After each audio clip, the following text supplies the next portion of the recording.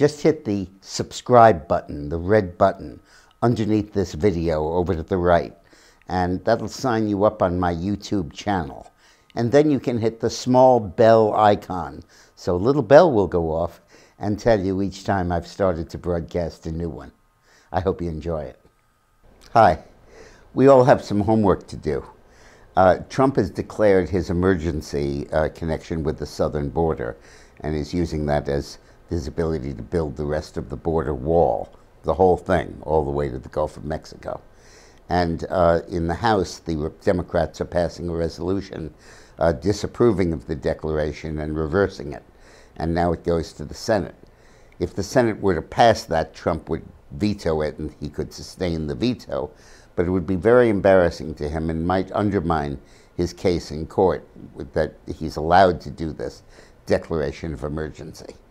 And there are 9 or 10 squishy Republicans who are talking about possibly voting against Trump's authority to declare an emergency and build the wall. And I'd like to go through the names with you. And if you live in any of these states, or in any case, if you don't, just pick one. And I'd urge you to send letters to them and calls to their offices in Washington or in their state. You can get them the phone numbers online and tell them that you want them to vote to support the president and build the wall. First, there are the two usual suspects, Collins in Maine and Murkowski in Alaska, who are styled themselves as independents. And we have to press them to vote, particularly in Alaska, which is a solidly Republican state. But more surprisingly is Marco Rubio in Florida, who, when he ran for president, asserted vigorously that we need to defend the southern border, and now is copping out.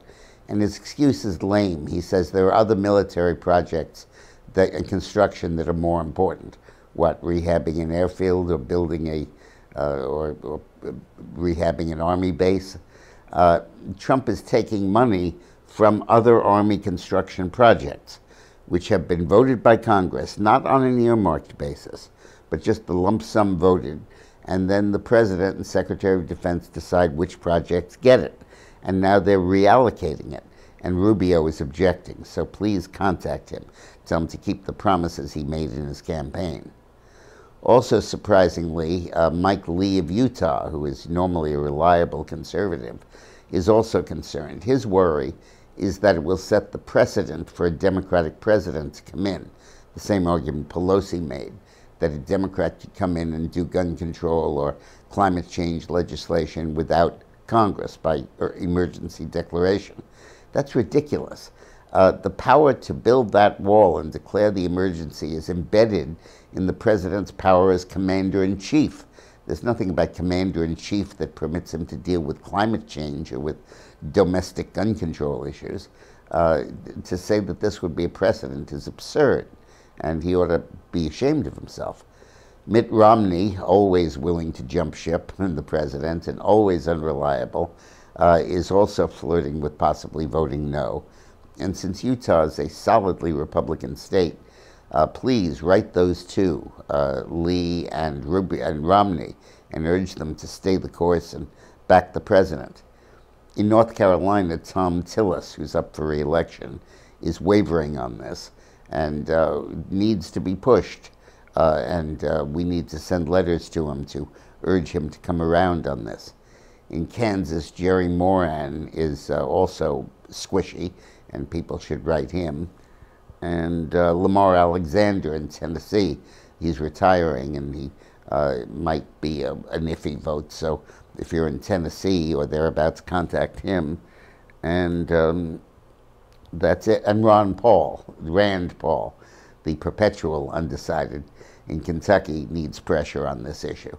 And if you don't live in one of those states, contact senators anyway. One thing to do is sign the petition adjacent to this video and enter your zip code, and we'll send your email in your name to your senators and your congressmen.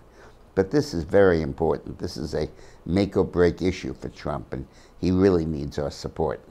I've just written a new book, 50 Shades of Politics, which is unlike anything I've written before. It's a series of 100 short 2 pages each, autobiographic essays, and stories and vignettes and tales from my career in politics, my time with Clinton, my work in 40 countries around the world and in every state in the country.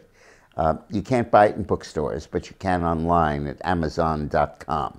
It's not a heavy lift. It's $13.99 for a paperback and $10.99 for a Kindle. Thanks for watching.